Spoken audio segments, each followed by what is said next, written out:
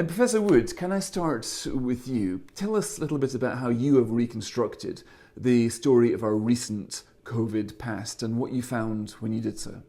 Okay, so what I did was to look at the data on the number of deaths daily from COVID, and then simply tried to back calculate to when those people must have been infected on the basis of the published information on the distribution of time from infection to death, so how variable that is. And there were several reasonable papers on that, and I tried to take into account the uncertainty associated with it. So you can do that kind of backcasting, if you like, and work out when people were infected who then sadly later died. And if you did that in the first wave or at the second or third lockdown, what you tend to see is that it appears that that cases were coming down somewhat before the full lockdown was called. And indeed, if you then try and compute the R number associated with that incidence rate, that also appears to be below 1 before lockdown. And the reason for looking at deaths is because deaths really are, what they say they are, that you don't have this problem of somehow working from an unrepresentative sample. The deaths are pretty much a census of what happened. And also with that duration information, there's reasonably good information available. And so those do seem to be two reasonably good sources of information with which to try and infer what was going on. Right. Tim Spector, your Zoe app has been collecting COVID infections data in real time. Does that sound right to you, what Professor Wood has just outlined? Well, we started collecting data on about the 24th of March last year. And so we weren't really in a position to mark the exact timing of the first wave. But on the second wave, you had quite a lot of data by then. The second wave we did, and there's no doubt that according to our data, it had already started, we'd passed the peak before lockdown. So it was already going down when the official lockdown came into play. And on the third lockdown, it really coincided, depending on exactly where you put it, but I think most of us looking at it thought the peak had already passed by the time of the third lockdown. So I think it would support Simon's view that based on the death rates, looking at the incidence rates, the new cases, the numbers were already past their peak when the official lockdown came in, although of course people might have reacted differently on the build-up to those things. So the exact timing isn't clear, but certainly it does raise a big question mark over this. Right. Now, Professor Wood, let's look at the second lockdown. That's the one at the focus of the political discussion right now. If your studies show that cases were not rising when the second lockdown was introduced, as the politicians had thought at the time, that doesn't seem to make a lot of sense. What would have forced infections down if not lockdown? Well, I think there were a lot of other things going on. We had this tier system in place. That's one thing. So there was active management. It's not as if it's all complete lockdown or nothing at all. There was a lot in place, but of course it's a slow process. It takes a long time to turn the epidemic around. And you kind of have to wait for your measures to be effective. I think that's one aspect. I think the other aspect, of course, is that people really do react to rising deaths.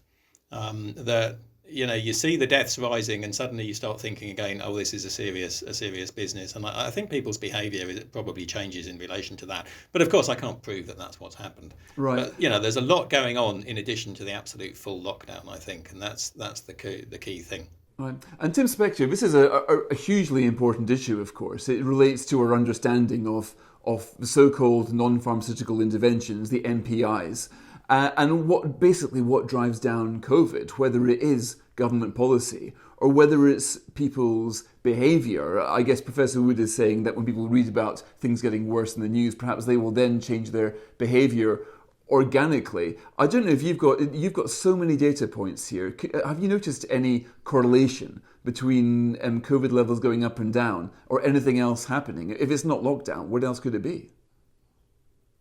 Well, I think what we need to move away from is that any sort of black or white view of this, that this is either due to lockdown, due to vaccines, due to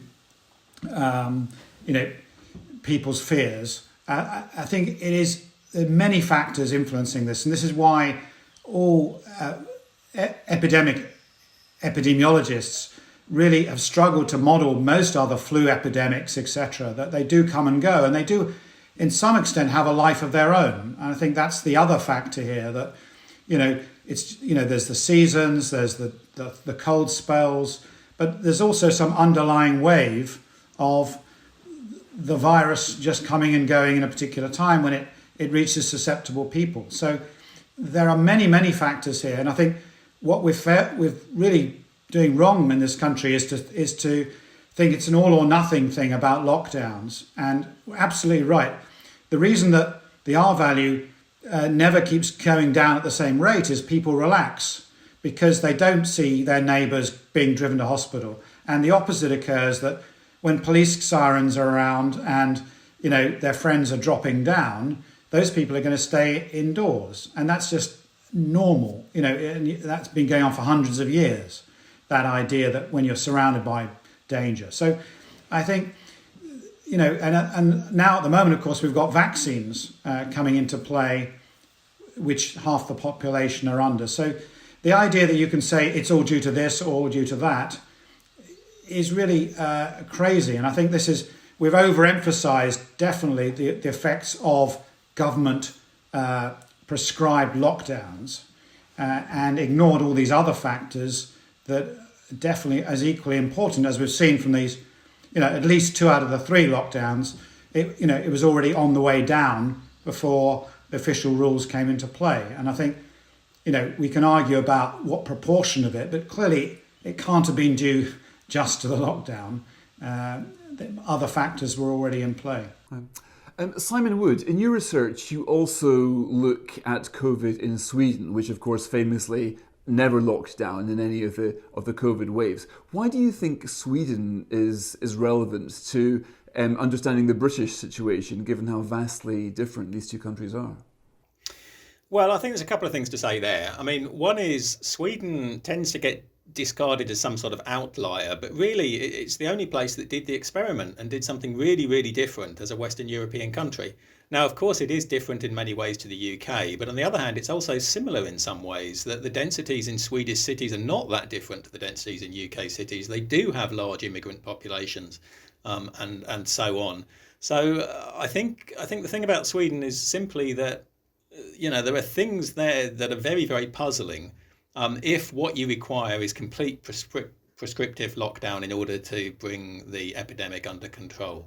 It's puzzling that the catastrophe widely predicted in Sweden simply never happened.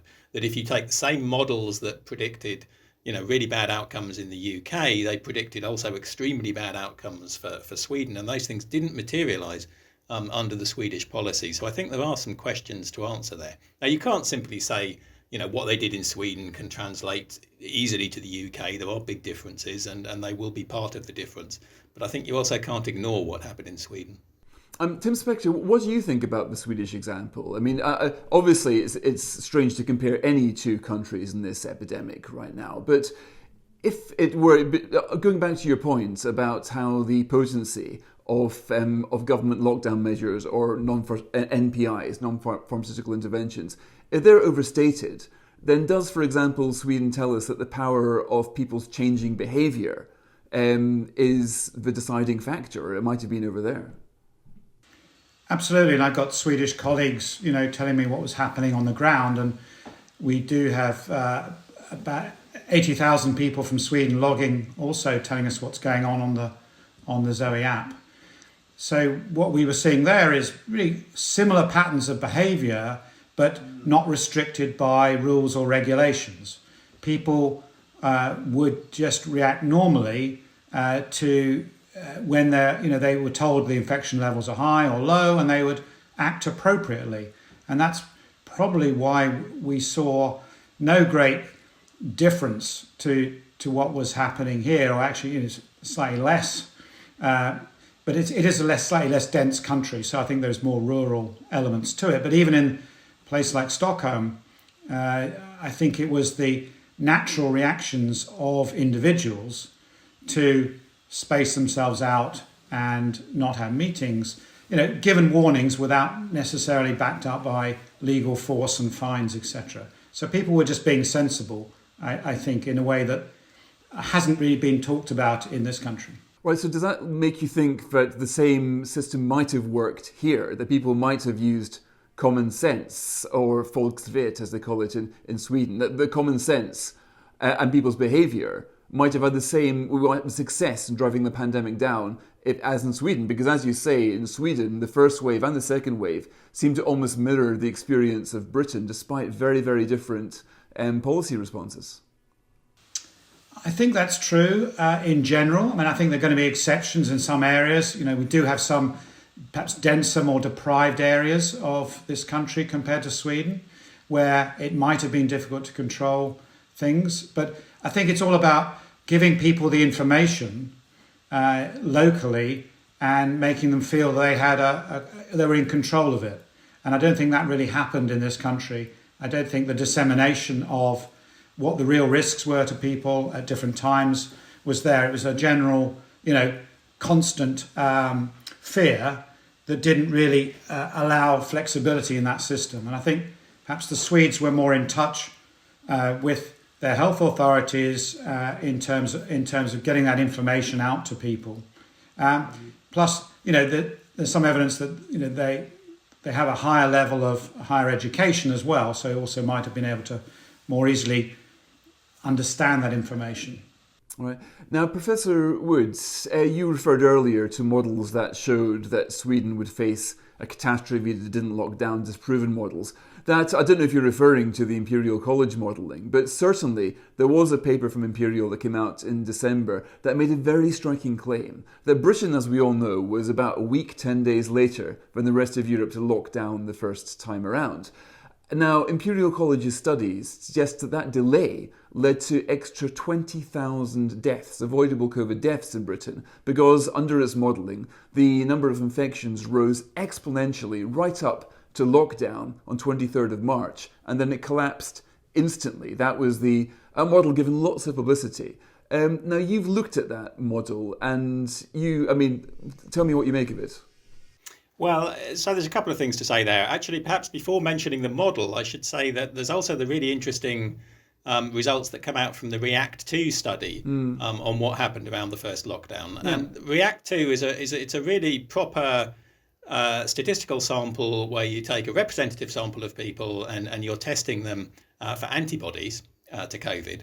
And then with the people who tested positive, they then ask them about when their symptoms had started. And from that, you can also do a reconstruction of what was happening, including at the first lockdown, which of course you can't do with the ONS survey. So the REACT-2 study is an attempt to do what you did, to reconstruct what happened just before lockdown 1 and lockdown 2. And what does the REACT-2 study show us?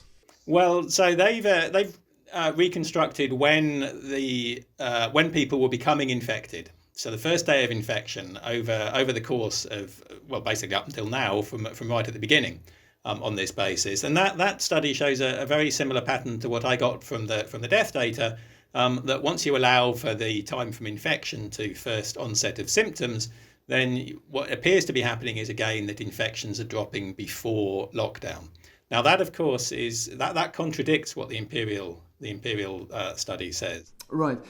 So, Tim Spector, then, finally, we've got the REACT-2 study, the ONS data, we've got the Zoe study from your app. All of these, is it the case that all of these suggest that COVID infections were falling before lockdown? And if so, does that mean that the whole premise of the political conversation, that every day until lockdown was a day of surging infections, might be based on a false premise? I think so, when put in those black and white terms, yes. I mean, I think it's all a question of whether you think the only message is the lockdown, yes or no, rather than giving people, the individual warnings and risks to behave appropriately. And I think that's what's been underestimated. And that's also, why the Imperial modelling got it so wrong, is they just totally didn't factor in individual change as bodies were appearing and ambulances all over the place, which is natural human behaviour. They just assumed it was, no change at all until that person died or got COVID, and that's completely ridiculous. So I think yes, looking retrospectively, my view is that the lockdown was not the key event, but it doesn't, not to say that lockdowns didn't help somewhat in reducing the in a way the peak of the scale of the problem, or it continuing longer. But definitely all the analyses point that we'd passed that point when they were initiated. Right. So as we've seen, lots of data now. Are you aware of any data, Tim Spector, that suggests the cases were rising at the point of lockdown? No good data that I'm aware of, no. Tim Spector and Simon Wood, thanks very much for joining me on Spectator TV.